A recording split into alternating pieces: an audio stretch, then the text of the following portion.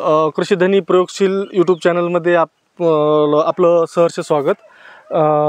YouTube चॅनलवरती जवळपास बाकी सर्व भाजीपाला असतील किंवा बाकी पिकांचे व्हिडिओ झाल्यानंतर शेतकरी बंधूंची एक मागणी होती की ऊसावरील इनडेप्थ एक व्हिडिओ बनवा।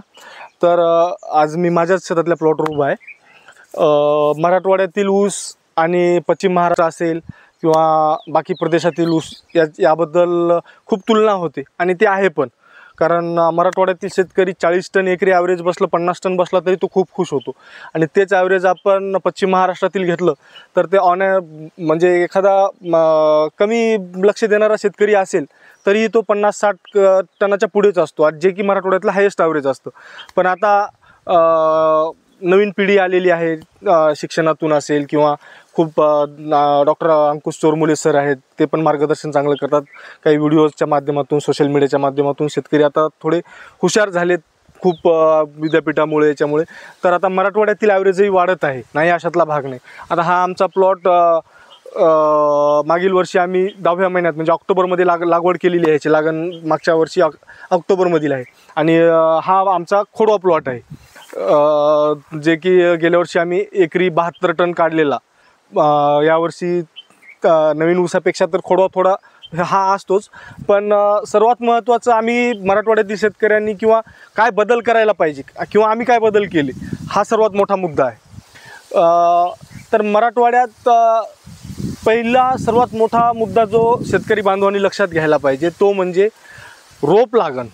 आपल्या इकडे आजही ज्यावेळेस लागवड करतात त्यावेळेस ऊस लागवड करताना कांडी लागण करतात। बरं, कांडी कोणती लागण असती? एखाद्याचा निडवा असतो, खोडवा असतो किंवा मग तो पार वाळून गेलेलाही ऊस असला तरी शेतकरी बांधव त्याचा म्हणजे अजिबात चिंता करत नाहीत की यामुळे आपले उत्पादन घटेल, फक्त ऊस आणायचा आहे आपल्याला आणि लावायचं आहे, हे एवढं त्यांच्या डोक्यात असतं। त्यामुळं सरासरी उत्पन्नात खूप घट होते। म्हणजे आणि पश्चिम महाराष्ट्रात जे प्रयोगशील शेतकरी आहेत किंवा सधन शेतकरी आहेत, रोप लागणीचे 2 फायदे काय आहेत? एक तर आपल्या इकडे मर जास्त होते किंवा लहानपणी शेंड्याळी मराठवाड्यात खूप येते। एक तर मराठवाड्यात ऊसाला फवारणी हा इश्यूज माहिती नव्हता इतके दिवस, आता काही शेतकरी थोडे त्या क्षेत्रात पडत आहेत।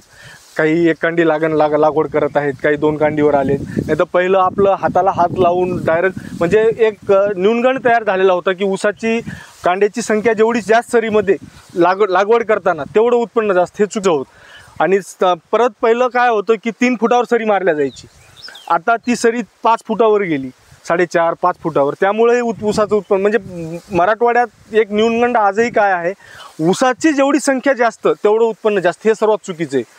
ऊसाची संख्या जेवढी जास्त तेवढं उत्पन्न नाही, कारण त्याचं काय होतं, जो मेन जेठ्याचा ऊस असतो तो एकटाच मोठा पकवतो, बाकीचे ज्या लागलेले फुटवे आहेत त्याचं सरासरी वजन आणि अंतर हे खूप कमी भरतं। त्यामुळे ऑन ॲन ॲव्हरेज एकरी जो ॲव्हरेज बसायला पाहिजे तो मराठवाड्यात बसत नाही। तर मग शेतकऱ्यांनी आता जे नवीन शेतकरी आहेत, आता आम्ही काय केलेलं, ही सरी 5 फुटावर मारलेली ड्रिपवर। आता ऊस मागच्या आठवड्यात अतिवृष्टी झाल्यामुळे ऊस पडला आहे, एकदा क्वालिटी दाखवा, एकदम शेवटचा आहे आणि ते चारी आहे, एकदम शेवटचा ऊस क्वालिटी बघा आणि कांड्यातील अंतरही बघा। आता वाड्याजवळ आहे आणि आता म्हणजे आणखी 2-3 महिन्यानंतर जाईल हा ऊस, तर आणखीही वाढ होईल। एकदम हा शेवटचा आहे, तुम्ही आतले पण बघा, तर सरासरी 20-21 कांडे आता झालेले आहेत।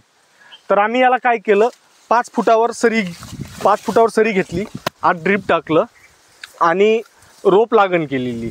रोप लागणीचे फायदे खूप आहेत की रोप लागणीमुळे काय होतं, एक तर तुमचा ऊस 1 महिना पुढं चालला जातो, कारण आपण लावलेली कांडी तिची उगवण क्षमता व्हायला, ते वर यायला तो 1 महिना हा पुढं जातो। दुसरं, मर्यादित झाडांची संख्या ठेवता येते। आता हा पडलेला आहे त्यामुळे इथं जवळ आलेलं आहे, त्यामुळे ते थोडं दाट दिसेल। आणि तिसरी गोष्ट, इंटरकल्चर ऑपरेशन करायलाही खूप सोपं जातं। जे बाकी प्रदेशात आणि मराठवाड्यात जे काही इश्यू आहेत त्यातील सर्वात महत्त्वाचा इश्यू हा स्टार्टिंगलाच होतो की रोप लागण आणि कांडी लागण। बरं, कांडी लागणही शेतकरी एक कांडी नाहीत लावत, सरळ एकूण एकाला टिचून, कारण इकडं एक जो मी पहिलं सांगितलं न्यूनगंड जो पसरलेला आहे की जेवढी ऊसांची संख्या जास्त, हे एकदम चुकीचं आहे। तर शेतकरी बांधवांनो, यानंतर ऊस लागवड करताना सरीतलं जे अंतर आहे ते 5 फूट ठेवा। कांडी टू कांडी अंतर जर एक कांडी लावत असाल तर 1.5 फूट ठेवा। कारण ऊसांची संख्या जेवढी मोजकी स्टार्टिंगला नाही करमणार, कारण ते कसं असतं, जे विरळ निघालेलं पीक असतं ते शेतकरी बांधवांना पहिल्यांदा करमतच नाही, की मग काही अतिशहाणे जे आजूबाजूचे शेतकरी असतात टाक मोडून ह्या चुकीच्या गोष्टी आहेत. ऊसांची संख्या जेवढी कमी तेवढं उत्पन्न जास्त होतं. त्यानंतर आता आपण याला एक म्हणजे अंकुश सरांचीच किट घेतलेली होती गन्ना मास्टरची. तर त्या किटच्या जवळपास 2 आवळण्या केल्या, 3 फवारण्या केलेल्या आहेत. ऊसाला फवारणी हे गरजेचं आहे. काही आता शेतकरी बांधवांनो लक्षात घ्या, ऊसात फिरताना ज्याचा शेंडा जळालेला असतो त्याला उपटून बघा, त्याच्या खाली आळ्या असतात. त्यामुळे तुम्ही एक स्वस्तातले क्विनॉल फॉस किंवा रोगर साधे औषधं मारले तरीही कंट्रोल होतात, पण ऊसाला फवारणीची गरज आहे. दुसरी गोष्ट, यावर्षी मराठवाड्यात तांबेरा पण खूप आला आहे. हे जे लाल पडलेले झाडं आहेत, पिवळेपणा, हा तांबेरा पण खूप आलेला आहे यावर्षी. त्यामुळं आता तर फवारणी ड्रोनशिवाय शक्य नाही. एक जमली तर आम्ही ड्रोनने एक फवारणी घेऊ, पण बाकी पण यालाच आम्ही स्टार्टिंगला थोडं हायगई केलेली आहे बुरशीनाशक मारायची. तर त्याचे परिणाम आम्हाला दिसत आहेत. बुरशीनाशकाचा, कीटकनाशकाचा वापर झालाच पाहिजे. तिसरी गोष्ट, यावर्षी पाऊस जास्त झाला म्हणून उमणीचा जास्त ताण नाही आहे. तर शेतकरी बांधूंनो, लागवड करताना फिप्रोनिल 0.3% GR येतं. ते एकरी 1 बॅग जरी टाकलं तरी पुरेसं आहे, कारण हमखास शेतकऱ्यांकडे शेणखत असतो. शेणखत आला म्हणजे उमणी येणारच. त्यामुळं ते एक प्रत्येक शेतकरी. आणि सर्वात महत्त्वाचं आता बीज प्रक्रिया करणं ही कीटकनाशक आणि बुरशीनाशकाची ही काळाची गरज आहे. कारण ऊसाच्या कांड्यामध्ये नंतर जे लालसरपणा वगैरे जे आतल्या गोष्टी येतात, त्यासाठी बीज प्रक्रिया खूप गरजेची आहे.